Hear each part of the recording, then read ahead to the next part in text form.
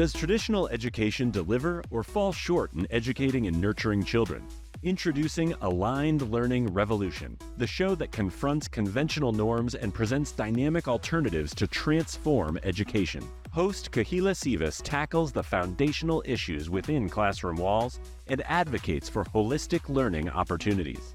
It's time to reveal the strength of the innovative, holistic neurogrowth learning approach that goes beyond conventional teaching or tutoring methods, assuring every learner of a stress-free learning journey to unlock their fullest potential.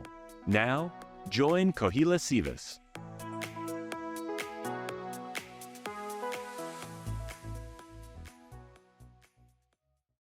On this episode, I want to introduce our holistic neurogrowth learning success coach, Lynette, a remarkable individual with a rich background and a strong dedication for education. She is a military veteran and she is also an educator with 22 years of experience. Lynette firmly believes that every child can learn and is passionate about helping them gain confidence, grit, and appreciation for learning. As a holistic neurogrowth learning success coach, Lynette's focus is on building up students and instilling in them the love for learning. She wants them to understand the value of education from a young age.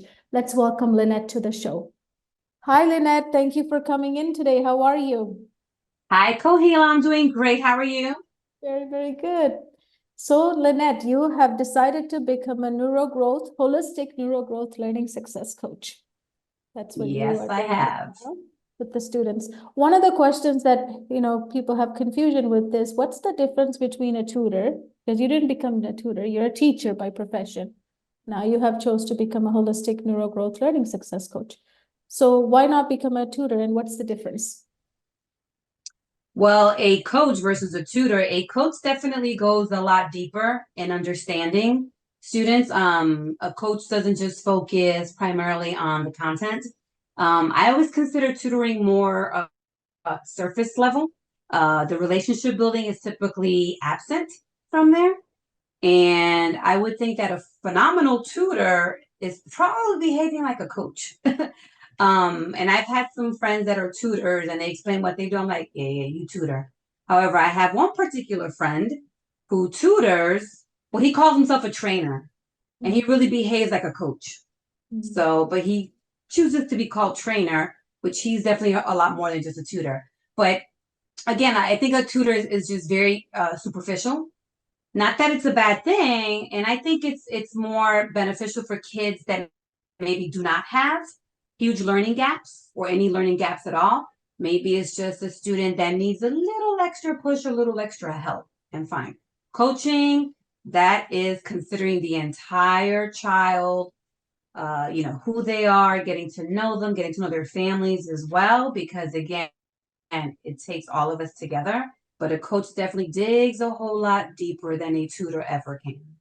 Mm-hmm. And when a parent is looking to hire a tutor or a coach, what should they look for, in your opinion? What should they consider?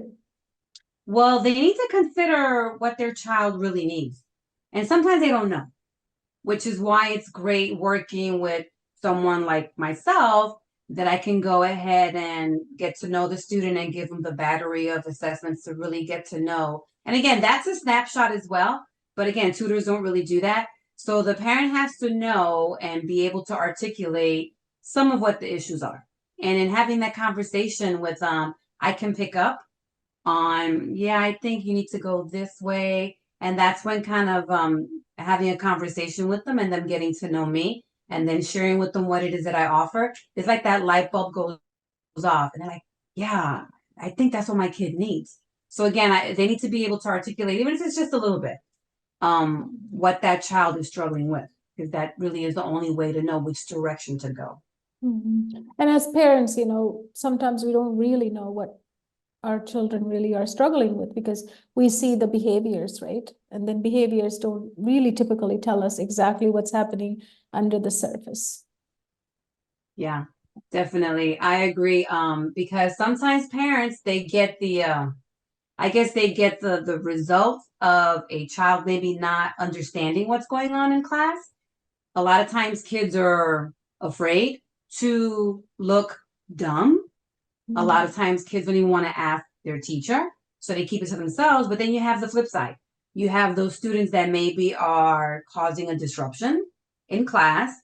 A lot of times it's because there's something deeper going on. They're not grasping the materials. Maybe they're, upset at themselves. Maybe they get angry that they don't get it as fast as their peers do, and they act out.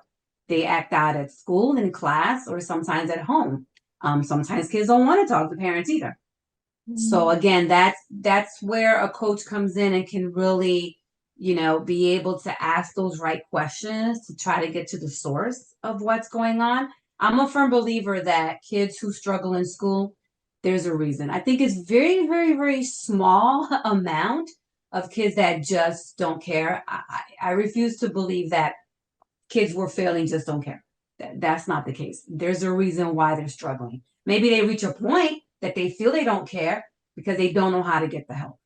And over time, if you're failing repeatedly, I mean, who wants to do that same thing again, right? Like even adults, as us, if I suck Totally. at something again and again and again, I'm not going to be excited to do it again.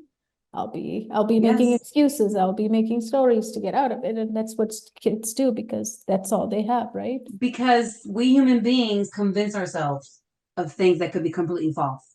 And sometimes it requires stepping outside our comfort zone. And a lot of times, even adults, you need someone there by your side that's going to give you that push. And it's going to make you understand that, you know what? If you fail, it's okay. You get up and you try again. But a lot of people don't have that, including kids. Yeah. If we were afraid of that, all of us could never walk, right? Because how many times did we fall when we learned to walk as infants, right?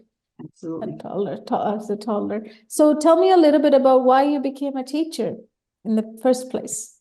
Ooh, why I became a teacher? That's a loaded question. Okay. Well, I kind of took a different route to education. I started pretty late. My life in a nutshell after college was I went into the military.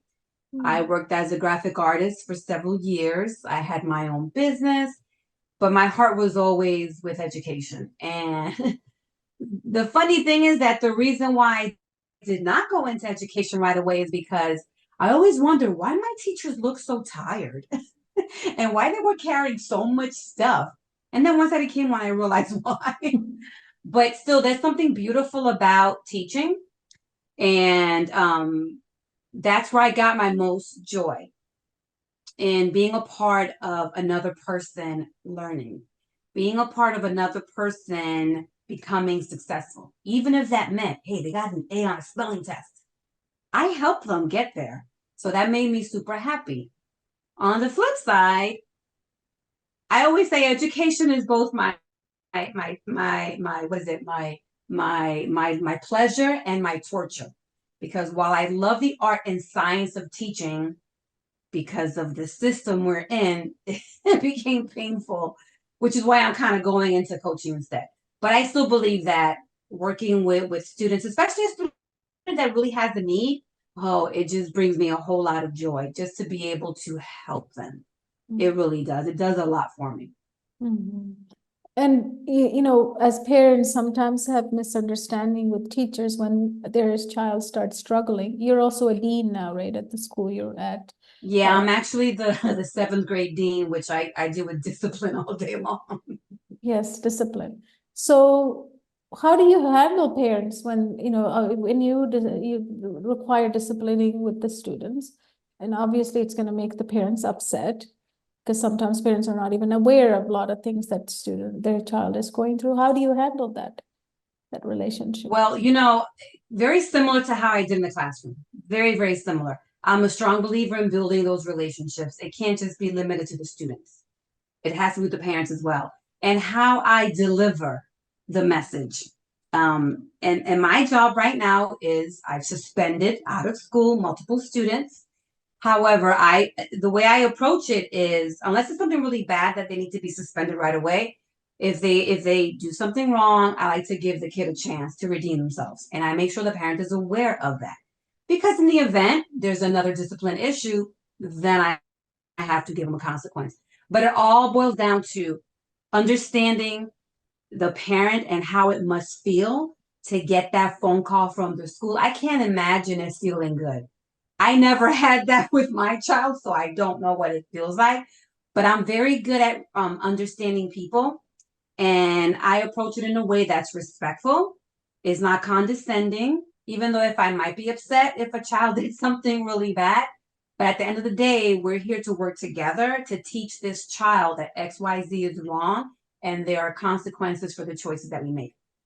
So thankfully, I've been very fortunate. I've been doing this my second year being a dean, and some of my clients that I actually have been a result of disciplining their children. That's how I first met them. But again, because I think people are able to read me and know that I'm very genuine, because I truly am. I love what I do, and I love kids to be successful in a safe manner. So again, it's kind of simple to say, but it's really building that relationship so that the parent understands, hey, listen, I'm here for your kid. That's why I do this. Yeah. And they get that. Yeah, absolutely. And, a lot of schools, teachers are leaving for this kind of problems, right? Where they're not heard, they're being blamed by parents or the admins, throw them under the bus, because I really want in this show for parents to understand what a teacher goes through too, right? In the classroom when dealing with, it's not easy. We don't ever want to, as teachers, you're not there to discipline, or you're not there to give them suspension. It's not what it's for. But at the same time, you have, protocols, and you have things you need to in place. So how can a parent understand a teacher in a situation like that? They're going through situations of. I think when I was in the classroom, something that I did like very early on in the school year, which it was a lot of work for me, but I made sure that with my email, I created a massive email group with every single parent. And I work at a very big school. So it took me a few weeks to gather that address group together, but I would introduce myself to the parent and I would speak from the heart. And again, because I believe you got to bring them on your side so that they can understand that we are in this together. I cannot educate your child. This day and age is different. Okay. I've been doing this 22 years. It has changed a lot. To get a kid's attention in class is extremely difficult.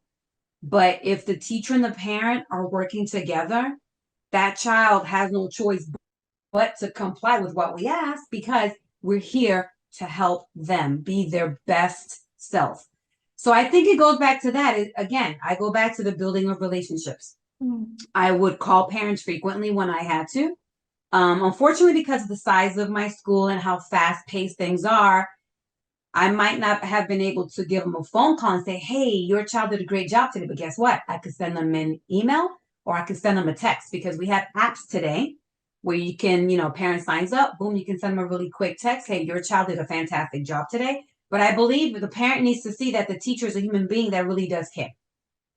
And I think if a person's able to see that, you're more apt to win them over, because from my experience, I think most parents understand how difficult teaching is. I've been fortunate in that sense. And every now and then you get the one parent, but that one parent that's really hot, they're not thinking clearly at the moment. It's like when a teacher's upset, ideally you should not be sending an email when you're upset. Give yourself time to think it over and cool down before you respond to a parent message. And I've done that. Again, I started teaching fairly late, unlike a lot of my coworkers that are super young and out of college. So I kind of have that experience with my life experience, military, corporate world. So I brought all that with me when I started teaching. Hence, I've also trained teachers. So I was an instructional coach before, and I would train teachers. And those are one of the things that I would say to them, just little strategies, because we're human. Parents make mistakes when they send those emails and they're not thinking, they want to blame you, but that's because they're upset. Pick up that phone, call them, have a human conversation. And that's really all it takes. That's a great tip. And also it could go for parents too, right? Not to send that email right away, but when you are upset and mad because one thing is going to be, I always say, at the end of the day, the child is in the middle of all of this chaos, right? Yep. The blame games and all of that. So, And listen, our job is to model for kids, and you don't want to model poor behavior, either from the teacher or the parent. That's not the way to go. absolutely. So tell me a little bit about, why did you choose to become a learning success coach, neurogrowth learning success Well, coach? I learned of learning success coaches almost by accident, actually. This was last December, not last December, the one before, December of 2022. I literally just got a text message. I've never heard of learning success coaches ever. I literally was at my kitchen counter. It was right before Christmas break, so I had maybe a few days left of the school term. And I got a text message, and I thought it was a joke. I thought it was spam. And it was like, are you interested in leaving the classroom and you know, pursuing your own practice? I'm like, what is this? So I never do this, but I texted back. Lo and behold, I learned everything there is to learn about learning success coaches, and the rest is history. I went ahead, got all my information, spoke to your wonderful husband, because I was very apprehensive, like, I don't buy this. I don't buy this. But it's real. It's true. And like I said, the rest is history. And once I learned about it, I'm like, oh, wow, this is exactly what I need. This is exactly what I've been looking for years. And it happened for me like that. Yeah. And what is it? What is it that you were looking for? I was looking for an opportunity to run my own show, if you will. I was looking for an opportunity to be the kind of educator that I've always wanted to be, that I really could not be fully in the classroom and in the current system as we have it. And I wanted an opportunity to gain my freedom. That's what I wanted. And I found this. Yeah. And in this, what are you able to give the students? Because that's powerful for you. I'm able to give them a lot of all of the skills and knowledge that I have without the constraints of the system and having to follow a single linear path that leaves no room for creativity, not just for myself as the educator, but for the student as a learner. So even though I have some students that are in the public school system, and at school they're boxed in, but with me they're not. We can break down those walls, and we're going to work on the things that, you know, I feel you need based on the assessments that I gave you. I also help them with things they're doing in class as well, because it has to be relevant. They have to take it back to what they're doing in class, but we're not boxed in. So there's a lot more freedom. And I'm able to pull resources without someone telling me, no, you can't do this. No, you can't do that. No, because I'm saying that I can. And that's what my student needs. So So again, that's when freedom. that's what you mean by freedom and have control for a teacher, right? That's so much improvement. That I do, yes, but also freedom and direction of where I want to take my own life. You know, even though I'm currently still employed, my attitude and outlook every day is totally different. It's a lot more positive and hopeful, because my plan is to be able to continue to build this practice and do it full time.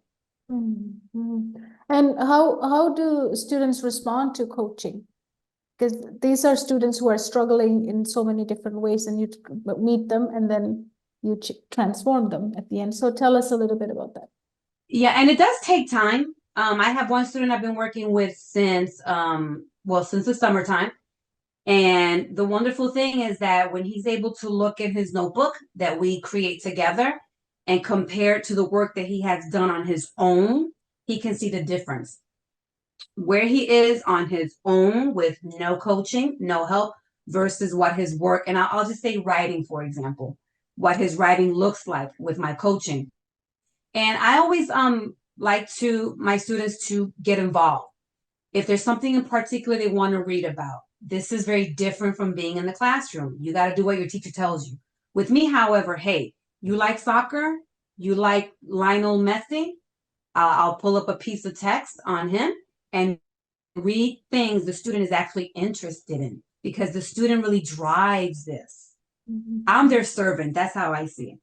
Mhm. Because I want this to be meaningful to them. And And how they important respond. and how important is that to learning? It Relevant is and completely. meaningful. Yeah.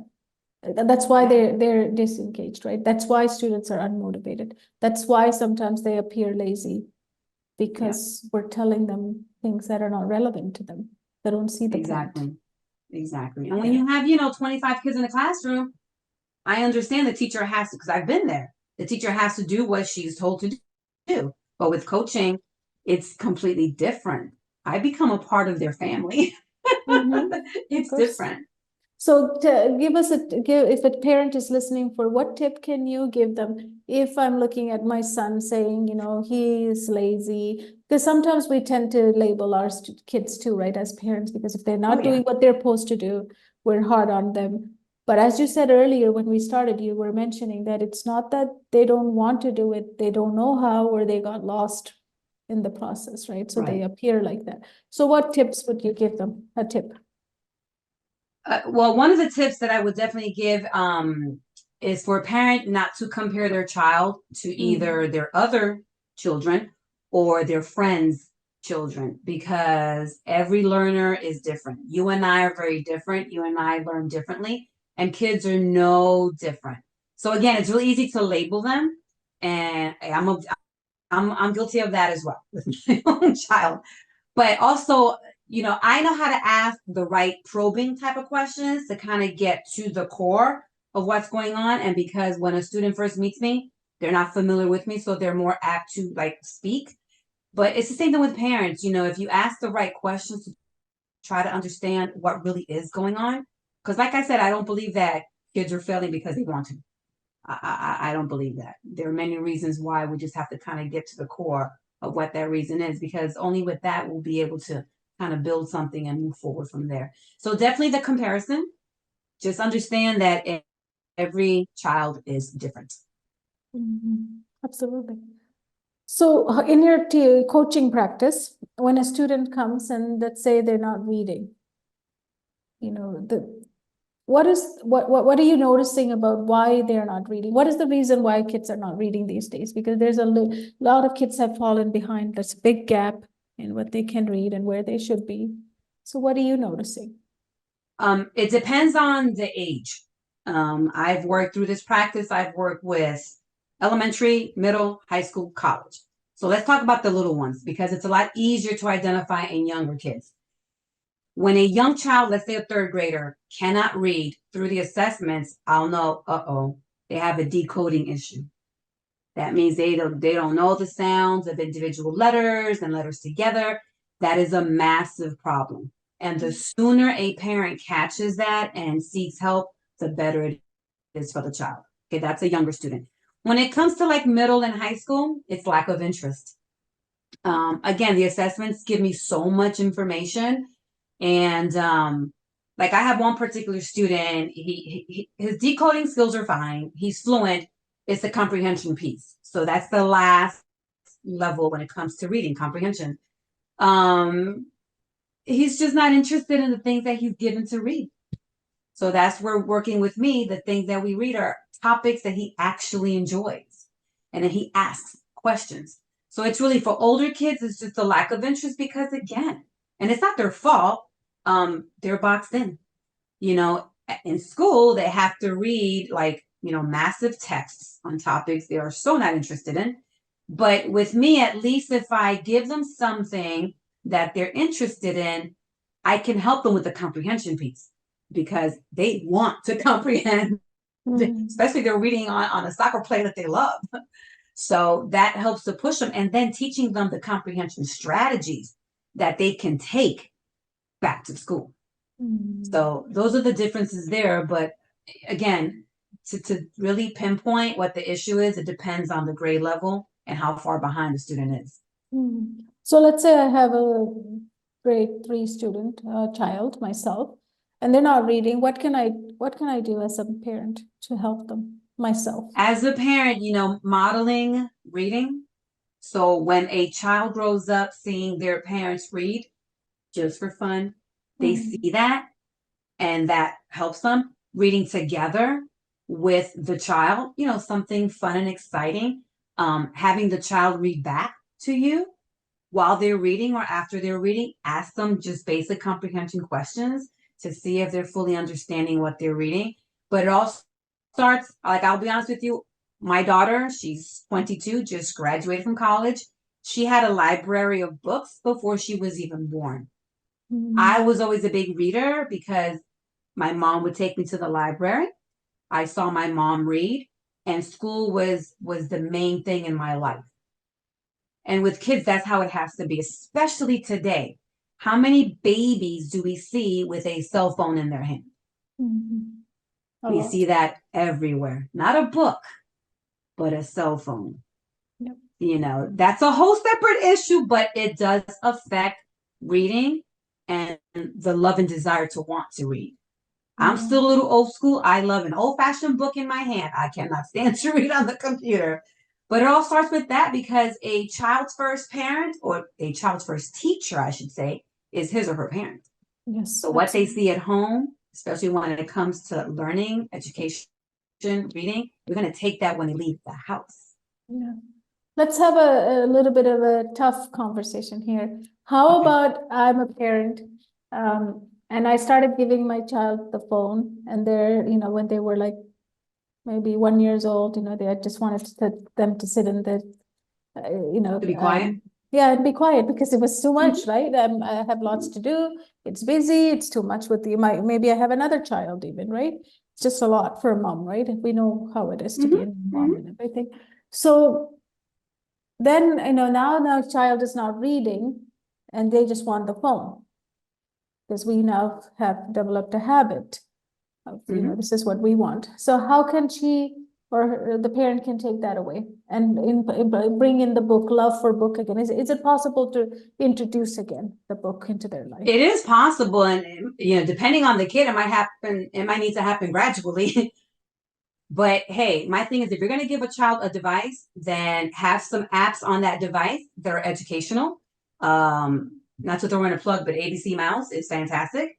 Not YouTube, but there are a lot of educational platforms. Hooked on Phonics, that's what I grew up with. And they have a whole digital platform with Hooked on Phonics. If that's how you choose to parent, I can't, that's on you. However, make it relevant at least, But then again, there's a time and place for everything. Have some rules established at home that at a certain time, there are no devices. Let's sit together and just read a book. Let's talk about it. Let's have our own little family book club. There's so many things that could be done that are very simple, actually. But that would be my advice when it comes to that, the devices that we're so addicted to. And do you think it's there's a debate about this is our new world. We have to teach our kids to have this phone. We have to let them learn about technology, and screen time is all important. But at the same time, literacy and children are graduating unable to read or write at a level that they should. Definitely. I don't buy into that. I love technology as much as the next guy. However, there has to be a balance. Even through our coaching platform, my students are required to have a notebook. They are required to write in their notebook because I believe in a blended model. I don't think that just doing everything 100% online is the way to go. Students, they need to know, and let's talk about their handwriting. Even that has fallen by the wayside, and that is not okay. That is not okay. We can't rely on the technology 110%. As wonderful as it is, it serves its purpose. However, there's a lot more to learning than just a device.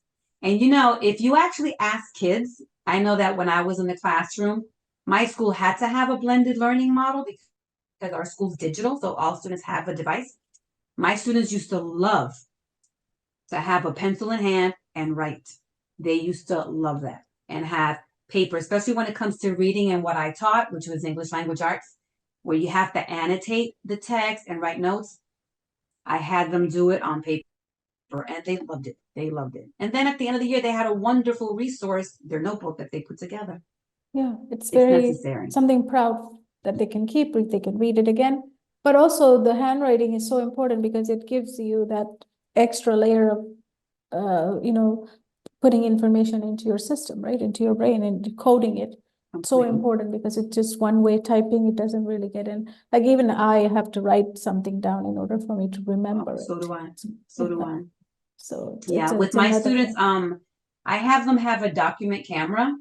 So, because I have one as well. So if I'm writing something in my notebook and I want them to see it, I just switch to that camera and they do the same thing. So I can see their handwriting live with the use of a document camera. Very important. Yes. So parents can make that a part of their routine as well, like, for 10 minutes a day, 5 minutes even, right? And it doesn't have to even look good, but just the act of sitting and writing and sitting and reading. These are our time. We have to do these and then still have Yes. phone for another 20 minutes if they want it, but that should come as a routine, as you said, balance, setting balance and boundaries with these important skill set as well. Because in life, we can have whatever we want anytime we want. That's not how adulthood looks like, right? You got to go to work and do what you're required. So you have to learn Life. life skills. So what can you say to a teacher? Because some of the people who listen to our programs are teachers who are probably struggling in the classroom. Sometimes it's this has become a hardest. Many teachers are saying this is the hardest year in their career, even this year. What would you say to them? Well, I mean, it depends on where they want to take their career in their life. I always have said that teaching is not for everyone. And I'm going to say that coaching is the same thing. However, for a teacher who still loves the art and science of teaching, but they are no longer happy or satisfied or fulfilled in the system or in the classroom, there is hope. There are options for them, and this definitely is one of them. I mean, I left the classroom and I have my reasons for that, but I did not want to leave the education, teaching, learning part and still working with kids because that's very fulfilling. And in this model, for example, a teacher that still craves that can have it. And again, if they're unhappy, unfulfilled, there is hope. They have a choice. They have skills that they can use in this manner. And what about administrators who are working with the teachers? One of the biggest thing teachers say these days are, there's a lot of micromanagement from top level down, right? What can they learn? What can you tell them if you were to advise those administrators? Administrators? Again, since I've been doing this for so long, I've had many different types of administrators. I've had the micromanagers. I've had the ones that are totally absent. And I've had the ones that are phenomenal coaches. And a true administrator understands that they are the instructional leader and they understand that they have to support and coach their teachers. So just, I guess, a general thing that I would say, and administrators really know this, I've been very fortunate throughout my career. The advice that I could give them, and I've even had a friend administrator that was asking about coaching. It piqued their interest because, again, for the administrator that loves education and loves teaching, they understand the trials and tribulations of teachers. But then, you also have those that act like business people. And luckily for me, not all of them have been like that. And I think most administrators, well, all administrators are also under the microscope. They have X, Y, Z to do, and it trickles down to the classroom teachers. Again, I've been doing this for so long, and I've been in and out of the classroom, so I understand both super well. There are a lot of times administrators have to do things that they themselves do not believe in, that they themselves do not want to do. But it's the system. That's the issue that teachers have. Teachers don't really have a problem with administrators. It's the system that we're all under. So the system is very powerful, as you know. Yeah. And how do you think students are responding since the COVID and lockdown in terms of behaviors? Now that you are a dean, so you must know about behaviors. Yes. Well, it's just now that it's starting to stabilize. Stabilize. So we're coming out of that craziness and it's beginning to feel normal now. I anticipate next year even being more normal, but it's like COVID is behind us. We want to keep it back there and let's just move forward. So last year for me was my toughest and most difficult year in my career. This year, however, it's a whole lot better. I mean, I still want to get out, but that's just something I've always wanted to do. But it's just starting to stabilize now. I mean, depending on the state, and I'm in Florida, so if you've heard anything about Florida, it's a little crazy. Yes. So we're still very boxed in. So kids are not going to know. Kids just know, oh, this is boring, or oh, this is not boring. So it's us. We're the ones that, have to make the difference. So yes. Yes, absolutely. Is there any other tips you have for parents that you want to share with them? Yes. One of the tips I would like to share with parents is to give your kids a little space. And what I mean by that is to give them space to fail. Because without failure, they will never know success. And kids need space and time to figure things out on their own. That doesn't mean that you're completely absent. But and I say little Johnny, if little Johnny is having an issue working something out, don't go rescue him right away. A big part of learning is struggling. That's the rigor. Is struggling through the learning, because that in and of itself is where the growth comes in. So a parent has to kind of know when to step in, or if they need to hire a coach, for example, that the coach can step in. But you got to give a child space and time to grasp the material and to struggle. Struggle is okay. Struggle is not a bad thing. But if you had a struggle with a plan in place, that's even better. So they got to give their child some space. But what about if I feel like I'm a parent who's feeling like I don't want my child to feel bad? Like failing is, they're gonna feel bad, they're gonna get hurt. Well, then the parent needs to get schooled, because there's not one single successful person on this planet that has not had their failures. It's impossible. And again, you will never appreciate success if you cannot respect and accept, not accept, but accept that failure is part of the process. Yes. Success is not something that happens overnight. It is a process. Yeah. And the parent needs to understand that. Yeah, and what a great way to actually take those opportunities to teach our children something instead of just fixing it too fast.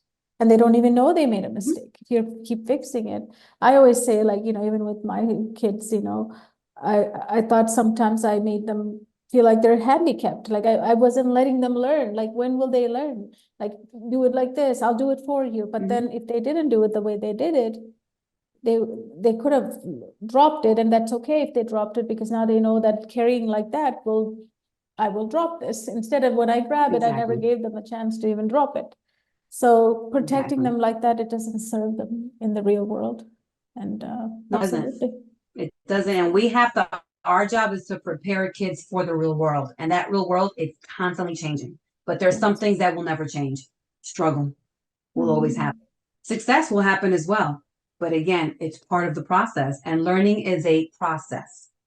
It is a process. Yes. What do you want parents to remember about your process and about you, about this episode? Well, I am a person that has always valued education. My background coming from the inner city in Brooklyn, New York, raised by a single mom, I understood very, very early on that education was a lifeline for me. And I was a good kid. I listened to my mom, but kids today, for the most part, unless, they grew up where I did, they don't see education like that as a lifeline, but it is for everyone, because that is your introduction into the world. And I'm a person that I don't care where a child comes from, what their struggles are, what they're having difficulty with. I care more about where I can take them and where they're going. So I'm very, my way of teaching and coaching is to prepare them for tomorrow.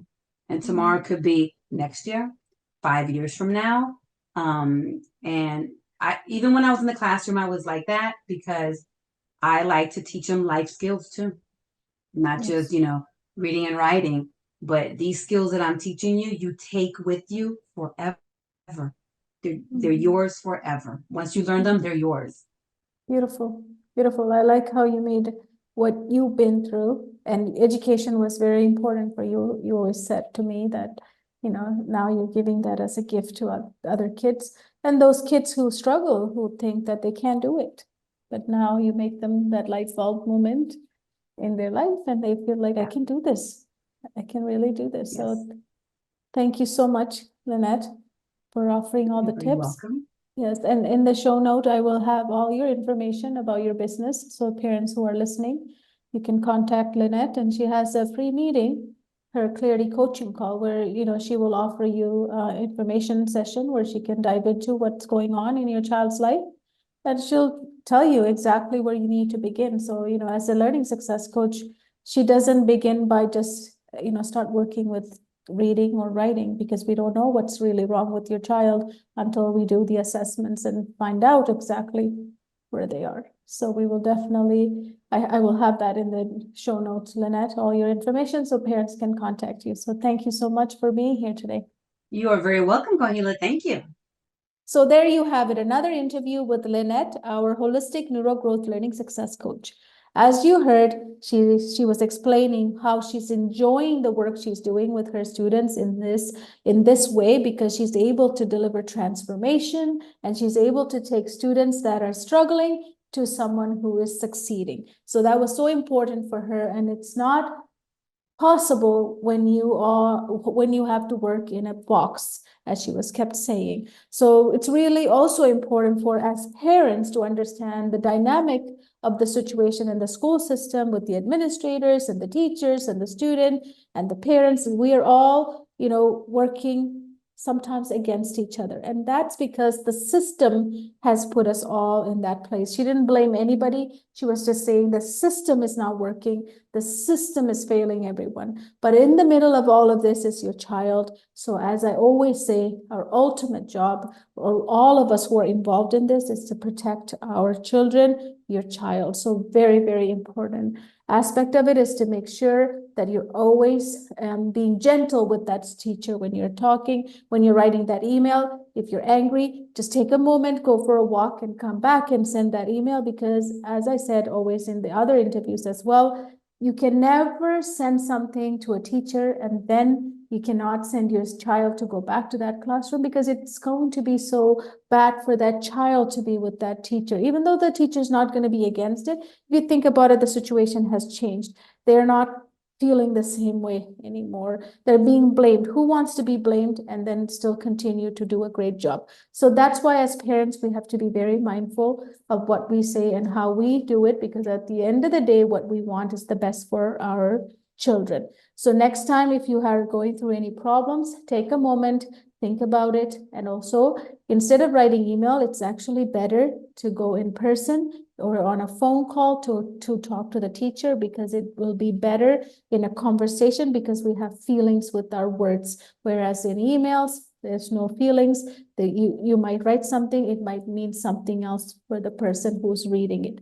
The other tip that she gave that I really liked, that I think it's very important, is not to compare your children with anyone in the family or anyone that outside of the family that you may know, your friends' kids, because if you compare them, that means that the child's going to start feeling that they're not good enough.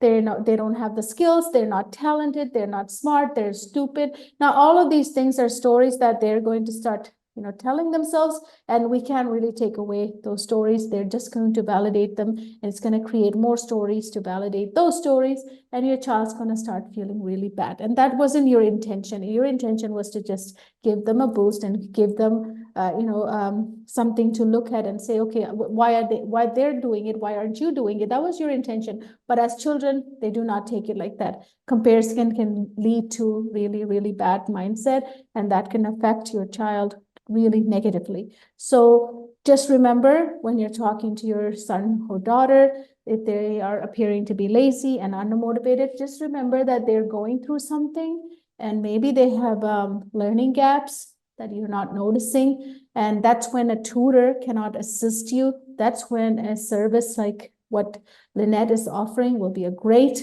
opportunity for you to even book that Clarity coaching call and see what she can tell you, the information, she can educate you, and then you can help your child. Until next time, just remember, the ultimate person that you need to protect is your child. So just remember, in this equation, in this learning journey, the most important person is your child. Make sure to protect them at all times. Thank you, and I'll see you in another episode.